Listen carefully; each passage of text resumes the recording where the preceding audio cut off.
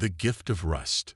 The message arrived on a Tuesday, wrapped in the sterile language of bureaucracy, but carrying the weight of stars. Sarah Chen stood in the Australian outback's unforgiving sun, watching as the massive alien transport ship descended from the sky like a metallic whale.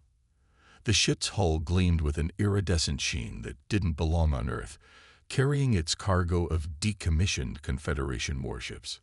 Her salvage yard, normally filled with the rusted remains of human vehicles and machinery, was about to receive its most significant delivery yet. Quite the sight, isn't it? The voice belonged to Dr. James Williams, her former quantum physics professor and now unexpected ally in this venture. He stood beside her, his weathered face showing the same mix of awe and calculation that Sarah felt.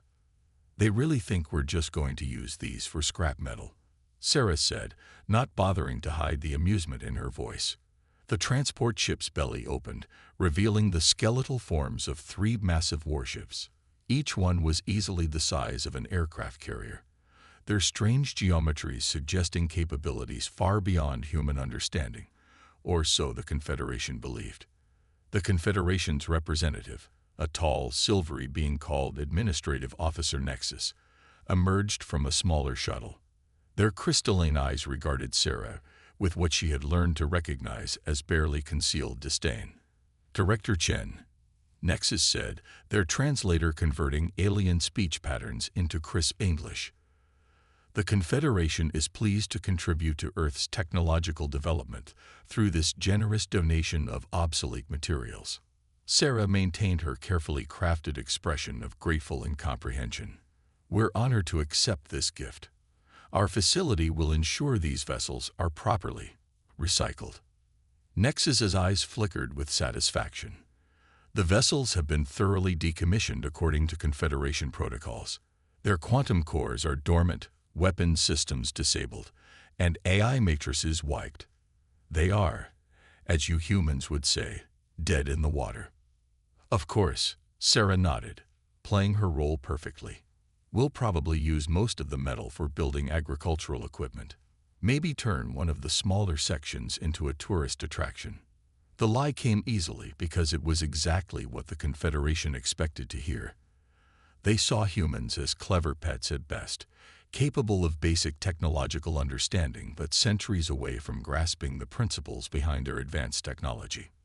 What they didn't know was that Sarah's salvage yard was a cover for something far more ambitious. The facility's remote location wasn't just about having space for junk.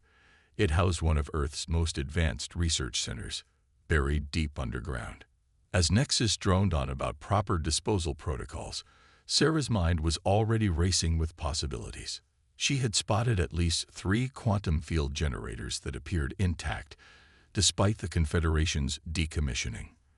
The hull material alone would revolutionize Earth's material science, and if her theories about the propulsion systems were correct. "Is everything in order?" Nexus asked, extending a data pad for her signature. Sarah signed with a flourish. "Perfect.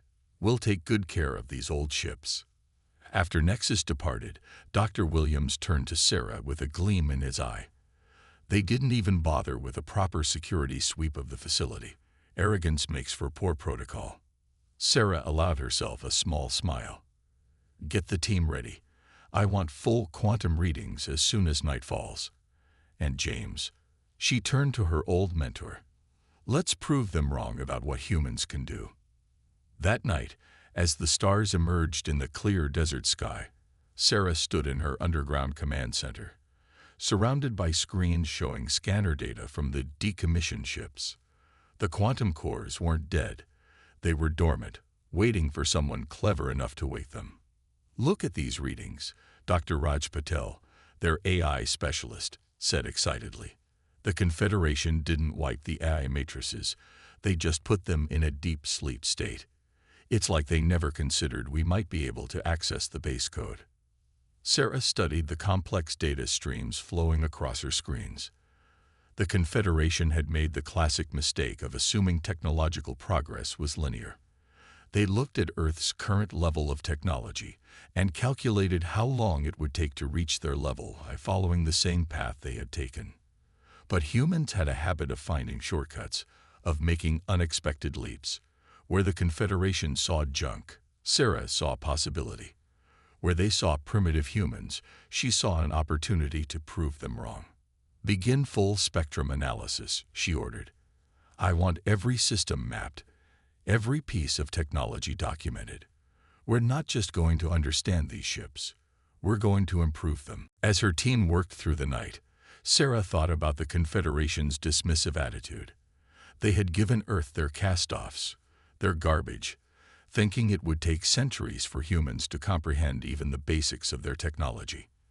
They had no idea that they'd just handed humanity the keys to the stars. In the depths of her facility, surrounded by the quiet hum of advanced scanning equipment, Sarah Chen smiled.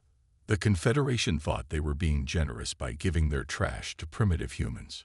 Soon, they would learn that one species' trash was another species' treasure, and humans had always been very, very good at turning trash into treasure. The first light of dawn was breaking over the horizon. When Sarah finally took a break from analyzing the initial data, she stood at the facility's observation window, watching the massive silhouettes of the alien ships cast long shadows across her salvage yard. In less than 24 hours, her team had already identified 3 technological systems that defy the Confederation's assumptions about human capabilities. We're going to change everything, she whispered to herself, watching the sun rise over humanity's future. And they won't see it coming until it's too late. Quantum whispers. 3 months after the delivery, Sarah's facility had transformed from a simple salvage yard into a hive of cutting-edge research. Deep beneath the desert sand, dozens of Earth's brightest minds worked in shifts, unraveling the secrets of Confederation technology. Sarah stood before a holographic display of the quantum core they'd extracted from the smallest warship. The crystalline structure pulsed with a soft blue light, its internal geometries shifting in ways that seemed to defy physics. We've cracked the base operating principles, Raj announced, his fingers dancing across a control panel. It's not just a power source.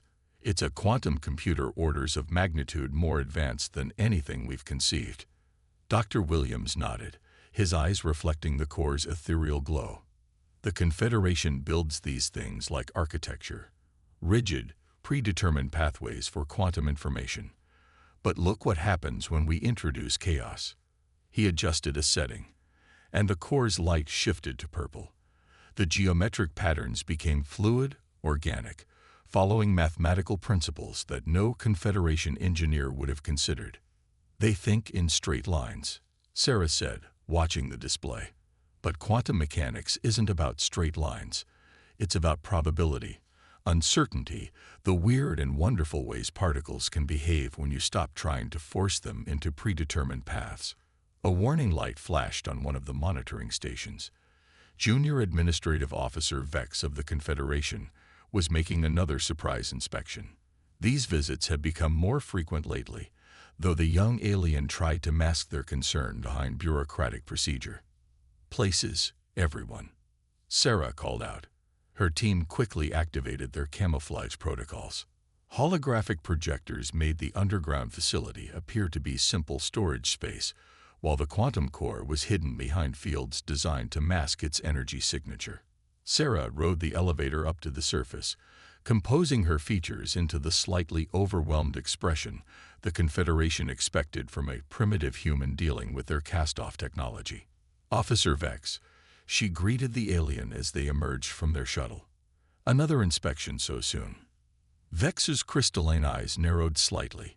Our monitoring stations detected unusual energy fluctuations in this sector. Protocol requires investigation of any anomalies. Energy fluctuations. Sarah furrowed her brow. The picture of innocent confusion. Well, we did start up the backup generators yesterday. Some of the ship's outer hulls are pretty heavy to move around. She led Vex on a tour of the surface facility, where teams of workers appeared to be doing nothing more sophisticated than cutting up hull plates and sorting materials. The alien sensors would detect nothing unusual.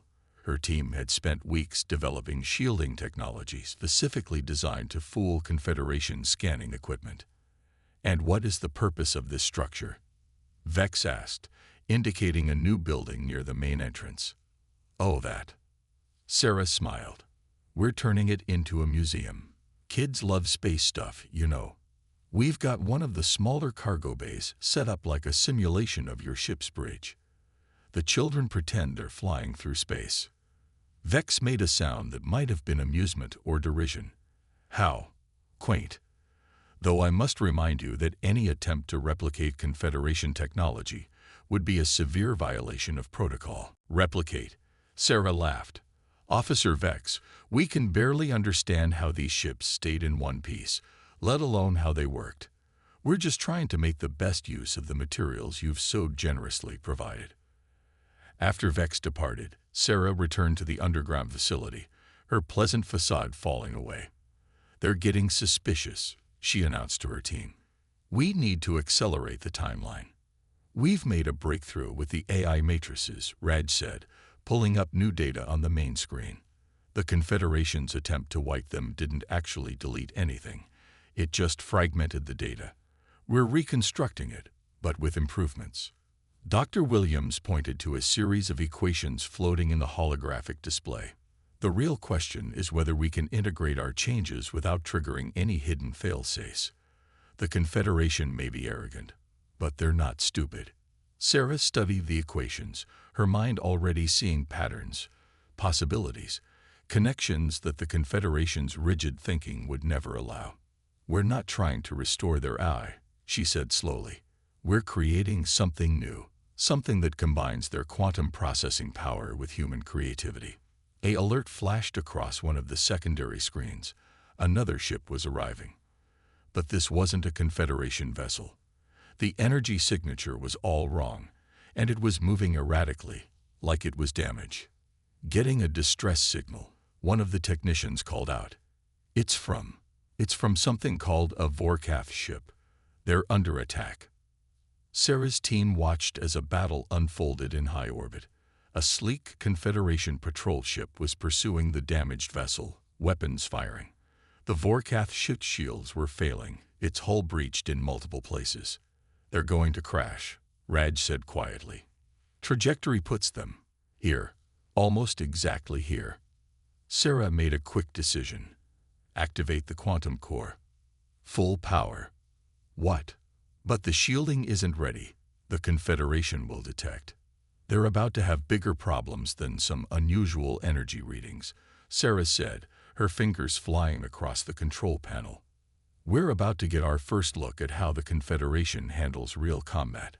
And maybe, she smiled slightly, our first chance to show them what humanity can really do.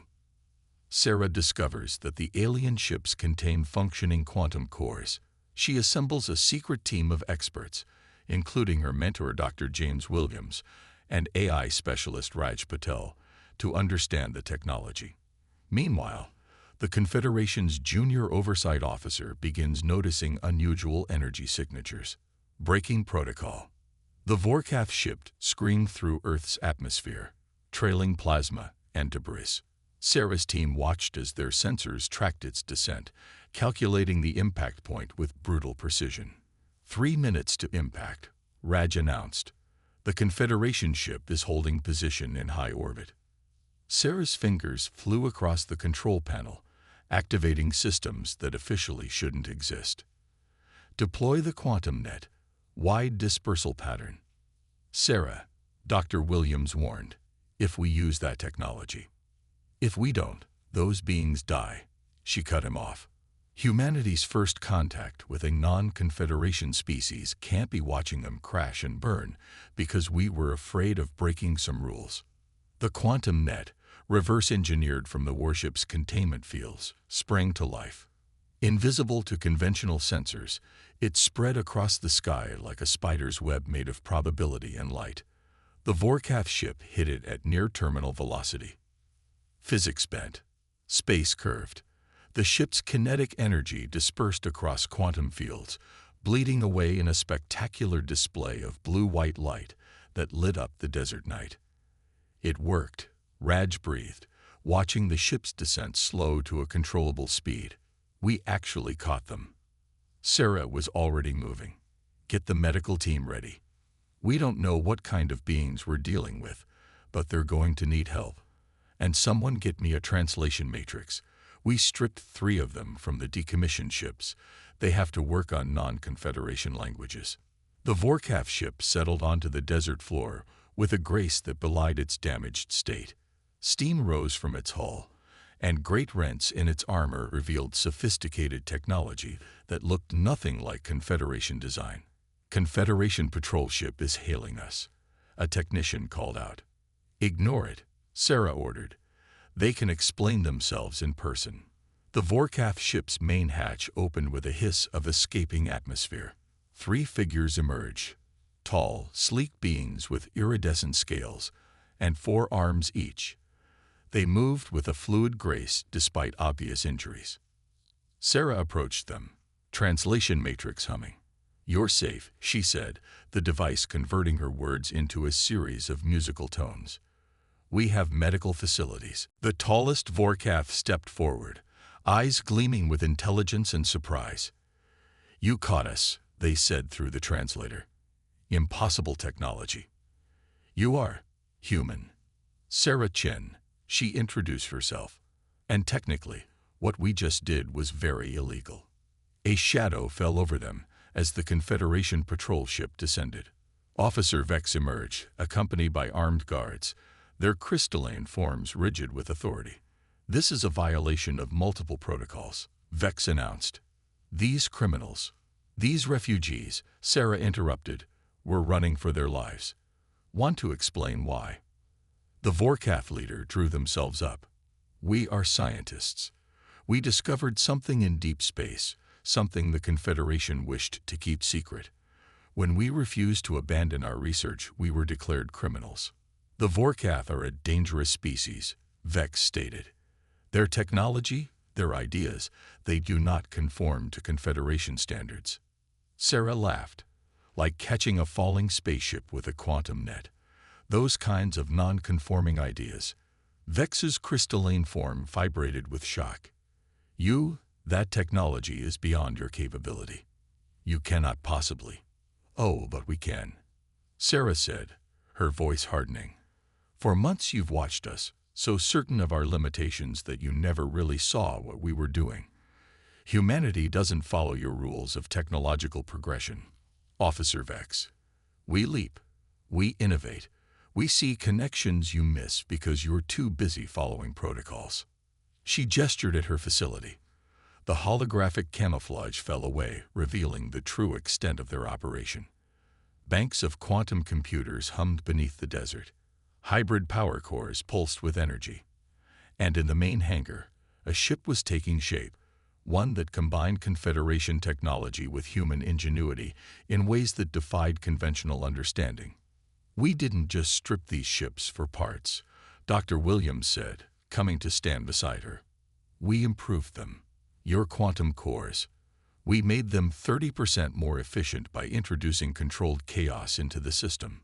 Your eye matrices, we rebuilt them to think creatively, not just process linearly." The Vorkaf watched with growing interest.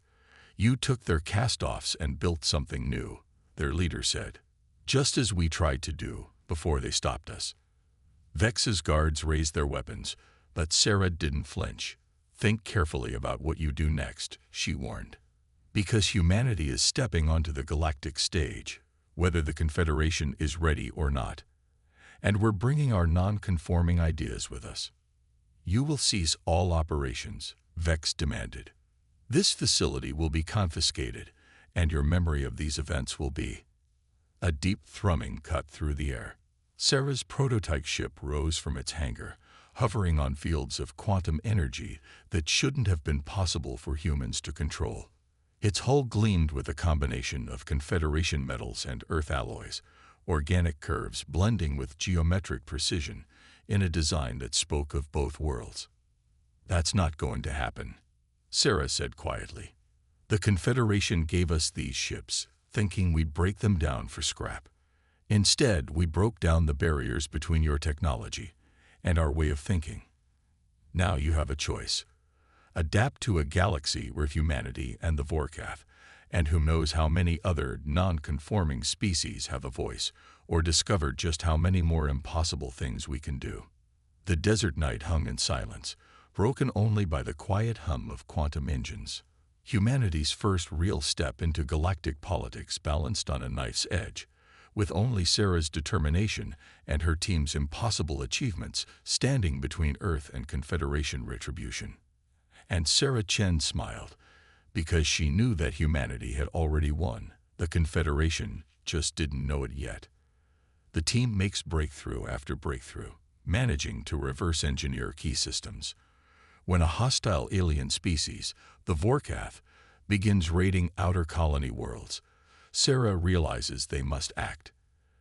They convert their findings into viable weapons systems, knowing they're violating countless galactic laws. Emergence. News traveled fast in the galaxy, even by quantum standards. Within days of the confrontation at Sarah's facility, the Confederation's High Council had convened an emergency session. The impossible had happened. A primitive species had not only mastered their technology, but improved upon it. Sarah stood before a holographic projection of the Council, her team, and the Vorkath scientists beside her. The crystalline faces of 24 alien administrators stared down at them, their shapes shifting with barely contained agitation. Sarah stood before a holographic projection of the Council, her team, and the Vorkath scientists beside her. The crystalline faces of 24 alien administrators stared down at them, their shapes shifting with barely contained agitation. You have violated the fundamental principles of technological progression, High Administrator Zenith declared, their form pulsing with angry red light. Species must advance along established paths, following proper protocols, like the protocols that declared the Vorkath criminals for making discoveries you didn't approve of. Sarah interrupted, or the protocols that let you dump decommissioned warships on Earth because you thought we were too primitive to understand them. Dr. Williams stepped forward, displaying data streams that showed their improvements to the quantum cores. We didn't follow your paths because we think differently. Where you see rigid structures, we see possibilities. Where you demand conformity, we embrace chaos. And that is precisely why you are dangerous, another council member stated. Your species lacks the discipline, the understanding of proper. A new alarm cut through the chamber. The Vorkath leader, Varin, quickly accessed their portable computer. Multiple ships dropping out of quantum space. Energy signatures, by the void. Their Nexeri. The Nexeri. The name sent ripples of fear through the council members. A species that had rejected Confederation membership, known for raiding outer colonies with devastating effectiveness. 17 ships, Raj reported, his fingers dancing across control screens. Their weapons are powered up. They're heading for Earth. The Nexeri must have monitored our communications, Zenith said. They seek to eliminate humanity before you can fully weaponize your discoveries. The Confederation will, of course, dispatch peacekeeping forces within standard response time. Which is 2 weeks, Sarah finished. Earth doesn't have 2 weeks. She turned to her team. Launch everything we've got. Prototype or not, those ships are going up. The Australian desert came alive with activity. The hybrid ship that demonstrated to Vex was just the beginning. 5 more vessels rose from hidden hangars, each one incorporating different aspects of human innovation into Confederation technology. Those designs, a council member gasped, they're impossible. The quantum harmonics alone should tear the ships apart. Should, but won't, Dr. Williams said proudly. Because we added something you never considered, controlled uncertainty. Our quantum cores don't fight chaos. They harness it. Sarah took command of the lead ship, which they'd named Phoenix. The Vorkath scientists integrated seamlessly with her human crew, their 4-arm dexterity perfect for the hybrid control systems. The Nexeri will expect Confederation tactics, Varin said as they ascended through the atmosphere. They have never faced human innovation. The Nexeri fleet hung in high orbit like a cluster of angular black stars. Their ships were brutal, efficient killing machines that had devastated countless Confederation outposts. They're broadcasting, Raj reported. Standard demands. Surrender Earth's technology and accept occupation, or be destroyed. Sarah's hands settled on the quantum neural interface her team had developed. Let's show them what happens when humanity decides to rewrite the rules of space combat. The Phoenix moved in ways that should have been impossible, quantum fields bending space in patterns that made Confederation physicists' theories cry. The other hybrid ships followed, each demonstrating different aspects of human innovation. One vessel phased through Nexari weapons fire by temporarily shifting its quantum state. Another used modified containment fields to catch enemy torpedoes and send them back. A third demonstrated that humans had figured out how to weaponize uncertainty itself, creating quantum probability storms that scrambled Nexari targeting systems. Impossible, the council members kept repeating as they watched the battle unfold. Their understanding, their applications, it defies all established principles. That's humanity's greatest strength, Sarah said as she guided the Phoenix through a series of maneuvers that left two Nexari ships tangled in their own quantum wake. We don't care what you think is impossible. We see problems differently. We find solutions you'd never consider because you're too focused on following the proper path. The battle reached its climax as Sarah deployed their most ambitious innovation, a quantum resonance cascade that linked all 6 hybrid ships into a single synchronized weapon. Energy flowed between them in patterns based on Earth's neural networks, creating a quantum web that trapped the remaining Nexari vessels. Surrender, Sarah broadcast to the Nexari fleet, or discovered just how many other impossible things we've learned to do. The Nexari, facing tactics and technology they couldn't understand, chose surrender. As Confederation peacekeepers finally arrived to take custody of the raiders, the High Council chamber had fallen silent. Perhaps, Zenith said finally, their crystalline form shifting to subtle shades of blue. The Confederation's understanding of proper progression requires reevaluation. Sarah looked at her team, humans and Vorkath working together, their differences becoming strengths. That's one possibility, she agreed. But here's another. Stop trying to force every species to follow your path. The galaxy's big enough for many kinds of progress, many ways of thinking. She gestured at the hybrid ships returning to Earth. Look what we accomplished with your cast-offs in just a few months. Imagine what we could all achieve if we stopped worrying about proper advancement and started embracing new ideas. The council chamber erupted in argument, but Sarah knew the real victory was already won. Humanity had proved itself not by following the Confederation's rules, but by breaking them in exactly the right way. The galaxy would never be the same. And that, she thought as she watched her ships land, was exactly the point. As the Vorkath invasion intensifies and the Confederation proves ineffective, Sarah's team completes their masterpiece, a hybrid warship combining human ingenuity with alien technology. The Confederation discovers their work and demands they cease, threatening Earth with sanctions. Phoenix rising. 1 year after the Nexari incident, Sarah Chen stood in a very different salvage yard. The Australian desert facility had transformed into Earth's first quantum innovation center, where species from across the galaxy came to explore new ways of thinking about technology. Still can't believe they kept the salvage yard sign, Raj said, joining her at the observation window. Below them, teams of humans worked alongside Vorkath, Confederation researchers, and even a few reformed Nexari, all studying the hybrid ships that had changed everything. Seemed appropriate, Sarah smiled. Everything important that happens here still starts with someone looking at broken things and seeing possibilities. Dr. Williams emerged from a quantum computing lab, his face lit with excitement. Sarah, you need to see this. The Vorkath scientists just combined their spatial theory with our quantum uncertainty principles. The results are, well, you should just come look. The lab hummed with energy as Farron, now Earth's official ambassador to the Confederation, demonstrated their latest breakthrough. A miniature quantum core floated in the center of the room, its patterns shifting in ways that would have been considered heretical by Confederation standards a year ago. We applied human neural network principles to quantum field generation, Varun explained, their scales shimmering with enthusiasm. The core doesn't just process information, it learns, adapts, evolves. Like living quantum technology, Sarah breathed, watching the core respond to environmental changes in real time.